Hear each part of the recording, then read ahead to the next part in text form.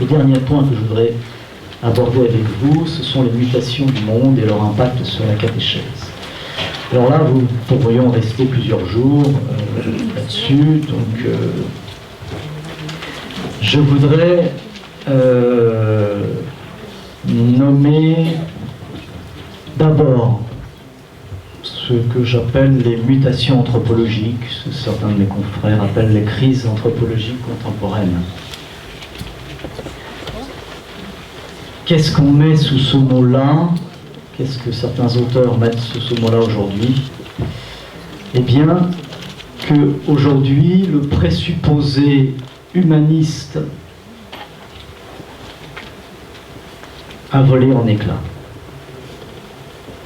Un de mes collègues de la faculté de philosophie dit souvent, aujourd'hui, plus aucun philosophe n'est capable de dire ce que c'est qu'un homme. C'est-à-dire qu'il y a un consensus humaniste qui était par exemple celui des années 60, sur lequel s'est beaucoup appuyé la catéchèse d'ailleurs.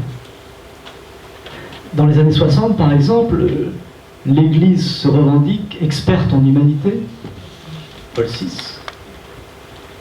Au même moment, le Parti communiste adopte, sous la plume de Louis Aragon, les mêmes dispositions que le Parti communiste défend une vision humaniste de la politique, au même moment.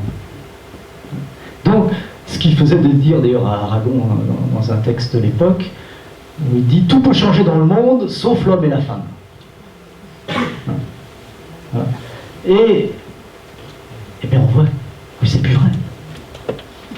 On voit que c'est plus vrai, c'est-à-dire qu'aujourd'hui, sur les grands sujets de l'anthropologie, eh bien, comme écrit dans un livre, il y a un trouble dans la définition de l'humain.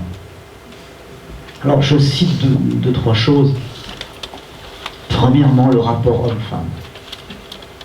Vous voyez bien tous les débats autour du mariage pour tous, etc. Que la différence, il y a une indifférence à la différence sexuelle.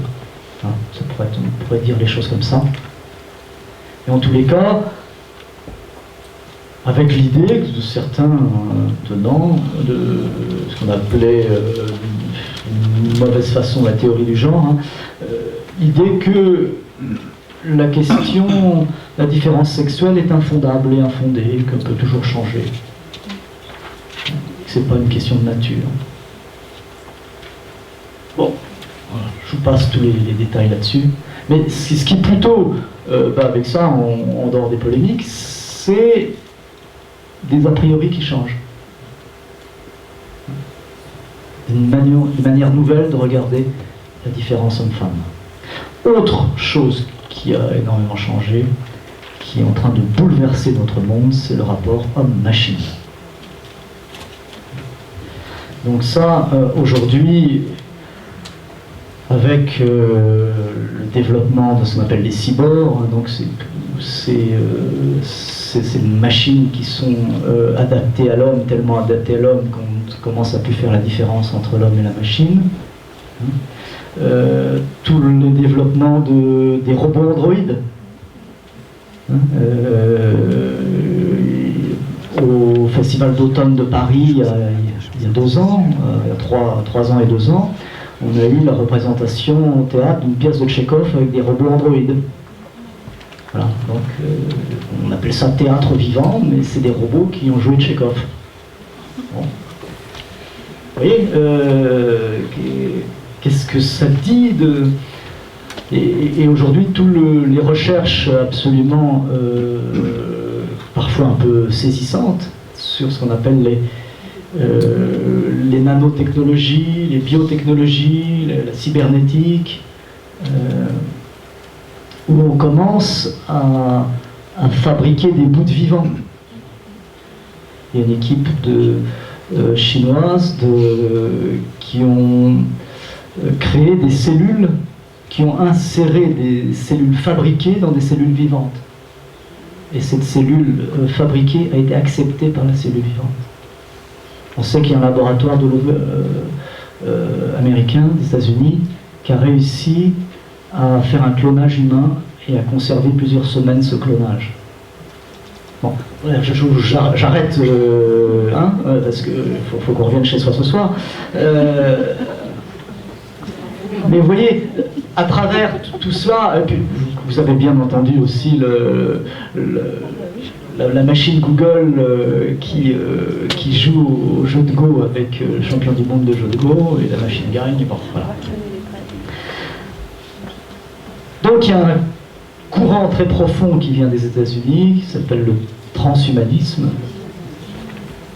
qui clairement revendique l'abandon de l'humanité de chair et d'os. Donc l'abandon de l'incarnation, c'est-à-dire le fait d'avoir un corps. La conscience, ça n'existe pas. Le corps, c'est l'interaction entre une machine et un être, et qu'en fait l'homme est destiné à être prothétique, c'est-à-dire infiniment remplaçable. Voilà. Donc, améliorable. Les transhumanistes, l'Association française pour le transhumanisme revendique que tout Français devrait pouvoir avoir le droit de vivre jusqu'à 135 ans. Maintenant, ça augmente. Avant, c'était 120. Bon. Donc, l'idée que les limites... un des slogans de Anderson, qui est un des grands tenants du transhumanisme américain, c'est l'idée que la mort est un échec. Donc, il faut en finir avec l'idée de mort que l'on subit. Il ne devrait y avoir que des morts volontaires. Ou alors pas de mort. Donc, je vous passe les détails, tout ça. L'autre aspect, c'est le rapport homme-animal.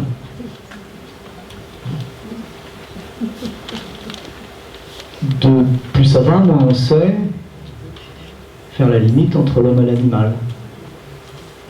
De plus en plus, on revendique, c'était une loi d'ailleurs, dans le code Napoléon, les animaux faisaient partie des meubles, donc je pense que c'est un progrès. Le Parlement, l'année dernière, a adopté l'idée que les animaux étaient des êtres sensibles. Bon, c'est évidemment un progrès, mais en même temps, ça veut dire que notre rapport à l'animal est en train de changer. Donc on commence à demander l'idée du droit des animaux, pouvoir défendre les animaux, en tant que personne de droit, et si c'est des êtres sensibles. Bon, je passe les détails. Que pourrait-on dire? L'autre, évidemment, donnée nouvelle, c'est la crise écologique. Je dirais simplement une chose pour aujourd'hui, les géographes, les archéologues, les géographes surtout, nous disent une chose: nous sommes entrés dans l'ère de l'Anthropocène. L'ère de l'Anthropocène, ça veut dire que depuis une date, ils ne sont pas tous d'accord pour arrêter ça, mais l'activité de l'homme est plus importante que l'activité de la Terre. L'homme produit plus d'énergie que la Terre. Vous voyez? Donc ça veut dire qu'on est rentré dans une ère géologique d'une toute autre nature. Évidemment, ça nous fait repenser le rapport à la nature. Et donc là, l'insistance de notre part pour considérer qu'il faut aborder la nature comme un don, mais comme un don d'une personne. C'est-à-dire que la Terre, c'est une personne fragile, comme nous le sommes.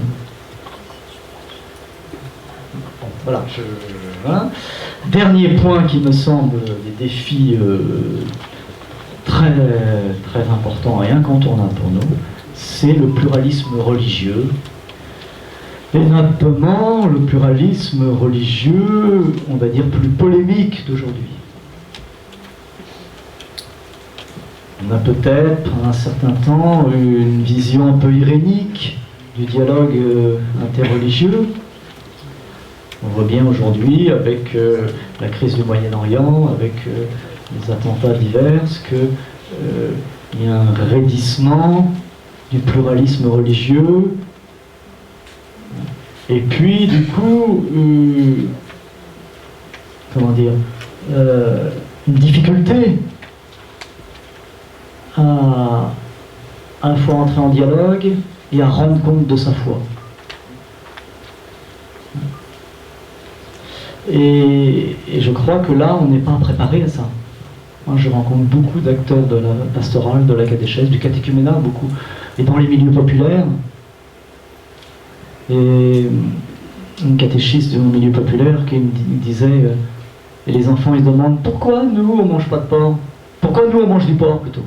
Oui, la question, pourquoi nous on mange du porc. Vous voyez. Et voilà, les catéchistes désemparés, je ne sais pas quoi faire avec ça. Quand il y a des parents qui viennent demander le baptême de leur enfant, parce que quand même, nous, on n'est pas musulmans. Comment on fait? Ah oui, il faut accompagner ça, mais vous voyez, on n'est pas préparé à ça. Donc voilà, il faut vraiment repenser une sorte d'apologétique intelligente du dialogue, qui ne réduit ni la foi de l'autre, ni la nôtre.